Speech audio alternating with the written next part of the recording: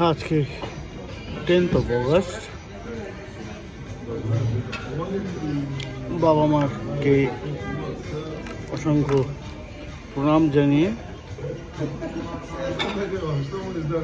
জীবনে এত কিছু পাওয়ার জন্য সব সময় মনে করি বাবা মার আশীর্বাদ ছাড়া আর এটা কিছুই না। আমি বলেছি এবারে আমার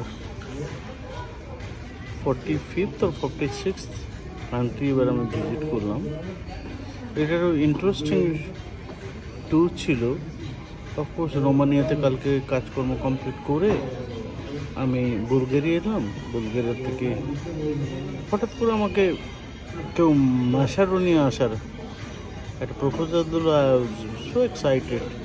ম্যাসেডোনিয়া সেই ইতিহাসে পড়া আলেকজান্ডার দ্য গ্রেট, মাদার টেরেসার জন্মস্থান যুগোস্লাভিয়া ছিল একটা সময়। তো আইসে ওকে ডেফিনেটলি সেই সকাল 8টার সময় by road, it's about 350 kilometre 400 kilometre. I take a trip, excellent experience.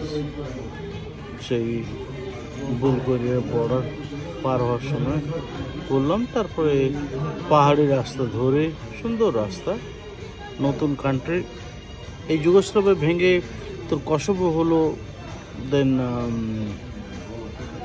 ম্যাসেডোনিয়ার তো এখন নতুন নাম হচ্ছে ডেমোক্রেটিক নর্থ ম্যাসেডোনিয়া। বাট সেই জীবনের ইতিহাস পড়ার প্রথম দিন থেকে ম্যাসেডোনিয়াকে আমরা চিনি। আলেকজান্ডার দ্য গ্রেট এখানে থেকে শুরু করেছিল। তো সেসব জায়গাগুলো দেখে খুব হচ্ছিল যে they have lot of chances, যদিও তারা ইউরোপে, but they are not in the part of EU. তো তাদের কাছে একটা মানসিক যন্ত্রণার কারণ এখনও তাদেরকে ফাইট করতেছে ফর ইউরোপিয়ান ইউনিয়ন। তো শহরে ঘোরাঘুরি করে দেখে এ করে সে করে এখন জাস্ট খেতে এসেছি কোনো একটা রেস্টুরেন্টে। তো ইটস ভেরি ইন্টারেস্টিং বিকজ ওদেরকে আমি নেক্সট হয়তো 2-4 মাসেই আসবো। Because it would be like the Athens থেকে আমি মানে গ্রিস থেকে আমি বাই রোড আমি ম্যাসেডোনিয়া আসতে পারি, এখান থেকে আমি কসোভো যেতে পারি, এখান থেকে আমি সার্বিয়া যেতে পারি, all by road. And very interesting journey. পাহাড়ি রাস্তা, সুন্দর আর হাওয়া, সুন্দর একটা হিমেল হাওয়া বলবো। প্রচুর ঠান্ডা পড়ে, বাট এখন এটা তো সামার, বাট সামার আর অটোমান ইন বিটুইন। রোদ্দুর প্রচুর, temperature is about 40 degree. But একটা সুন্দর ব্রিজ আছে। বাট এখানে যদি আমরা রেগুলারলি থাকি হয়তো এটা সয়ে যায়। বাট আই ফিল দ্যাট কি ওয়ার্থ ভিজিটিং। আর যেহেতু ওই হিস্ট্রির সাথে আমি কোরিলেট করি, আমি এগুলো খুব এনজয় করি এই ট্রিপগুলো। Anyway, let me have my beer and let me have my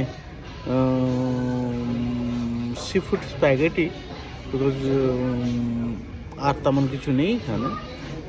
in fact তেমন আর কি, this is what the best food in Europe. So I am trying my seafood spaghetti. Thank you. Good luck. Bye bye.